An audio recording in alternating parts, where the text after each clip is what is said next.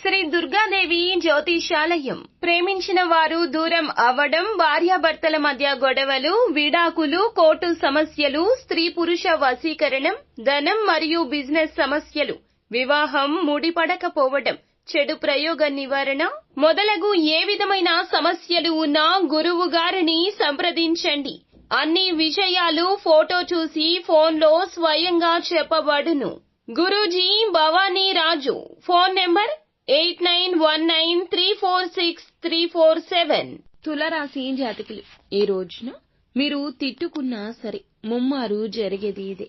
100% ఇలా జరగక మానదని జ్యోతిష పండితులు చెప్తున్నారు. ఏమిటి ఆ సంఘటన?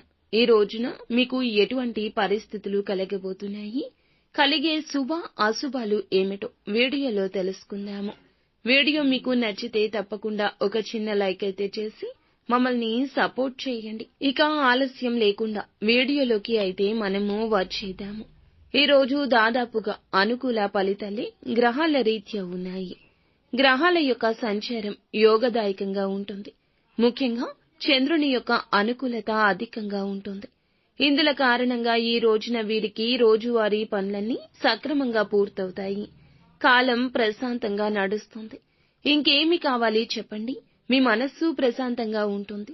పెద్దగా ఇబ్బందులు, కష్టాలు ఏమీ ఉండవు. వృత్తి ఉద్యోగాల పట్ల కూడా ఊరట లభించే విధంగా ఉంటుంది. ఒక మాటలో చెప్పాలంటే చంద్రుడు బాగున్నాడండి. ఈ రాశి వారికి ఏం చేయాలి అనుకున్నా ఈ రోజున అన్ని పనులు కూడా సకాలంలో జరిగిపోతాయి. ఆదాయానికి మించిన ఖర్చులు ఉండొచ్చు. ఖర్చులు ఒక రకంగా మిమ్మల్ని ఉక్కిరి బిక్కిరికి గురి చేస్తాయి. కష్టానికి తగ్గ ప్రతిఫలితం దక్కకపోవచ్చు. అనుకున్నంత రిజల్ట్ కనిపించకపోవచ్చు.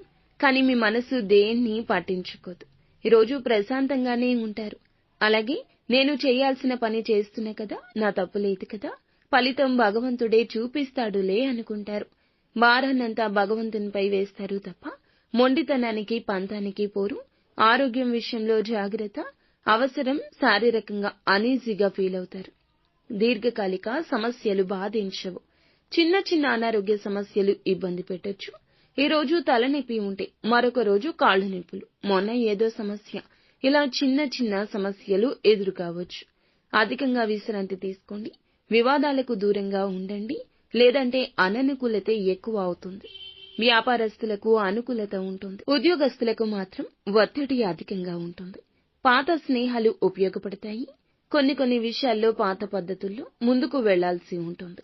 ఈ విధమైన ఆలోచన చేస్తారు. ఆధ్యాత్మిక చింతన, దైవ కార్యాలు, వినోద కార్యాలు ఈ రోజు ఊరట ఇస్తాయి.